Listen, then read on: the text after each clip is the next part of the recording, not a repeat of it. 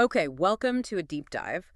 We're jumping straight into some source material today, specifically focused on a very particular communication strategy. That's right. Our source is excerpts from a YouTube video by John F. McAllister titled Mo Problems, Mo Money, Preforeclosures, Intro Call Not Video. And the topic is pretty much exactly the method laid out in that video for contacting homeowners who are, facing pre-foreclosure. Yeah, it covers the whole process, really, from the very first call or knock to gathering info, talking through the choices they might have, and then setting up follow-up. So our mission here is to really pull apart this recommended script, the strategies behind it, and the specific options this source puts forward. We want to give you a clear picture of this one specific approach. How this one particular method works for reaching out in what's often a really tough situation. Let's unpack this. So right out of the gate, the source material puts a huge emphasis on the absolute first few seconds of that call or door knock. Yeah, it says it's basically everything. It's all about breaking through those initial barriers, like immediately. And it's not vague about it either. It gives a very specific recommended script to use, doesn't it? It does. The idea is you launch right in with, hello, hey, this is your name. I was just calling to see if anyone has taken time to go over options to help with your home, to help with your lenders, whatever, just like that. And it's super clear about what not to do. No, hi, is this name? Right. Or, hi, is this the owner of 123 Main Street? Mm-hmm. Definitely advises against those common openers. Why, though? What's the thinking there? Well, the reasoning the source gives is pretty interesting. It's that the recommended intro cuts straight through. It avoids making the person defensive right away. Because those other questions immediately make you think, who is this? Exactly. Who is this? Why are you calling me? This suggested script kind of bypasses that by just assuming a purpose talking options without directly asking who they are or if they own the place, at least not initially. Okay, that's clever. So if you use that line, what does the source predict the immediate response will be? Almost always, apparently it's, who is this? Makes sense.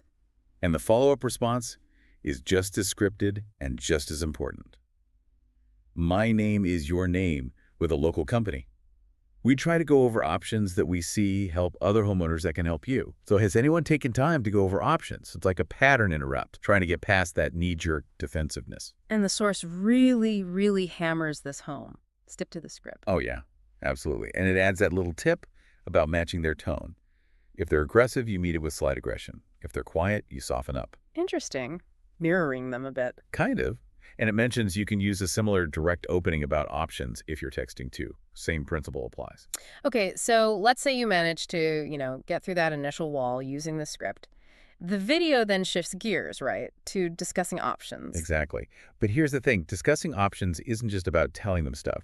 It's presented as the main way you actually gather information, indirectly. How does that work? The basic framework is going over what the source initially calls 5 ways, but then updates to 6 ways to potentially stop an auction. And the questions you ask while explaining these ways, that's how you collect the key details you need. Okay, let's break these down then. The 6 options as they're presented in the source. Option 1, reinstating the loan. Yep, the most straightforward. Basically, paying everything that's owed to bring the loan completely current. Simple enough. But pay attention to how the source says you find out the amount they're behind. You don't just ask, how much do you owe? Right, you said it's indirect. Exactly. You tie it to the option itself. You say something like, okay, so the first way to stop your option is to reinstate the loan. How far behind are you? I see. So if they reply 35,000, boom, you've got that crucial piece of info just by talking about a solution. Precisely. It's framed as helping them explore options, not grilling them. And the source suggests follow-up questions here too, to see if reinstatement is even feasible for them. Like what kind of questions? Like asking if they have family who could help out or maybe assets they could sell. There's even this anecdote in the source about someone in Texas who apparently had like guns they could sell. Wow, okay. Yeah, it just highlights how these questions are meant to probe their potential resources without being too direct about their overall financial picture. Gotcha. Okay, interesting approach. Option 2 is loan modification. Right. This is about potentially rolling the amount they owe back into the loan, maybe getting new terms. It's not guaranteed, of course. And what's the indirect question tied to this one? The recommended question here is, when was the last time you spoke to your bank? It opens the door to discussing their communication with the lender. Okay. And the source brings up 2 specific factors that heavily influence whether a modification gets approved or denied. How are those used? So the source presents these almost like insider tips you can share, which builds credibility and, again, helps you gather data. Factor A is about timing. Yeah, apparently you need to request a loan modification at least 37 days before the auction date. The source mentions a federal regulation requiring lenders to at least look at the file if it's submitted by then. No guarantee of approval, but they have to review it. And you use that 37-day point to find out the auction date itself. Exactly. You ask, so when is your auction date?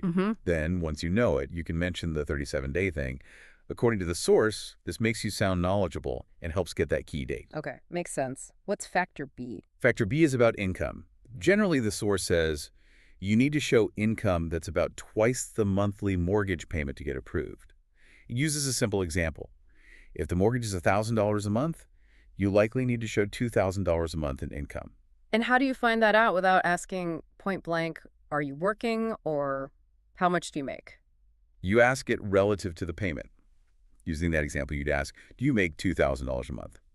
It directly addresses the threshold needed for the specific option without being a broad question about their employment status. And the source notes, if they don't meet that income level, a loan mod is probably, unlikely. It's about qualifying or disqualifying that specific option quickly. Okay, moving on. Option 3. Selling the house.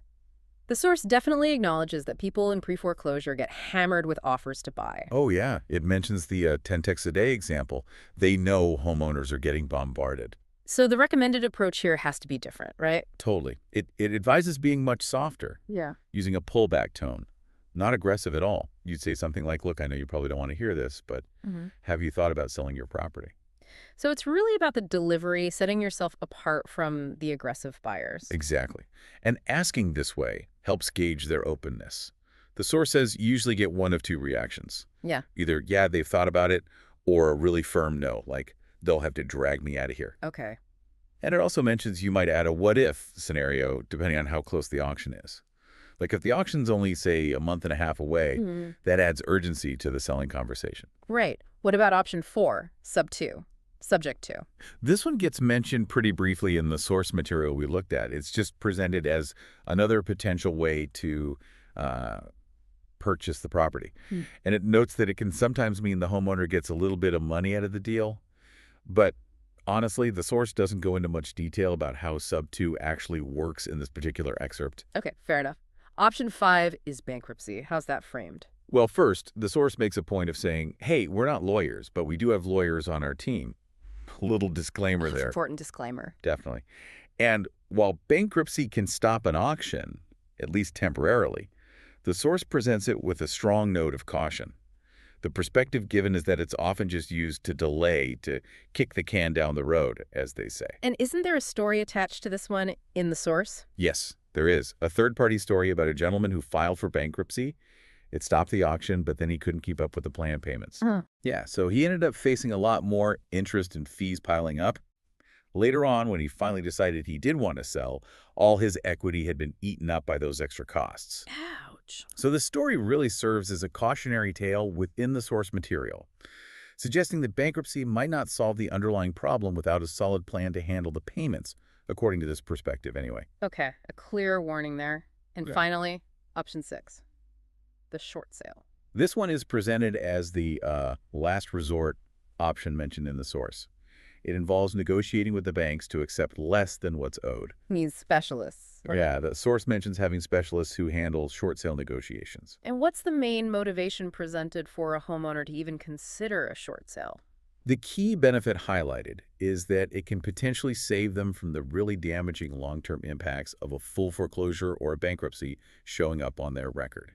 It's framed as, mitigating the future damage. Okay, so you've walked them through these 6 possibilities, kind of weaving in questions, gathering info along the way. What's the next play according to the video? Right. So after outlining the options, the strategy shifts. It becomes about assigning homework. Homework. Yeah.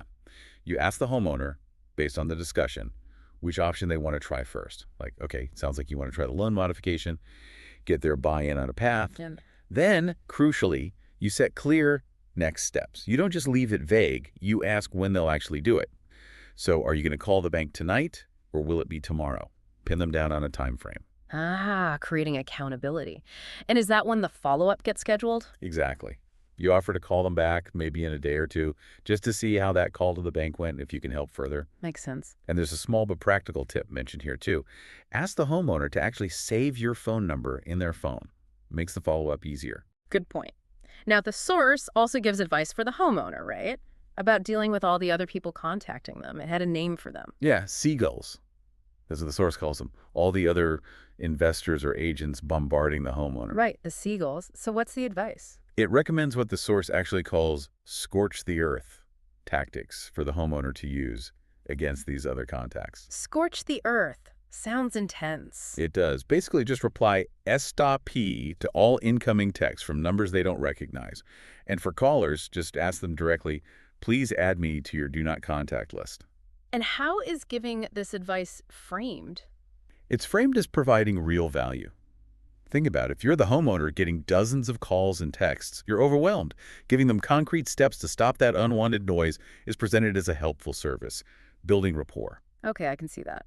So you've set the follow-up call.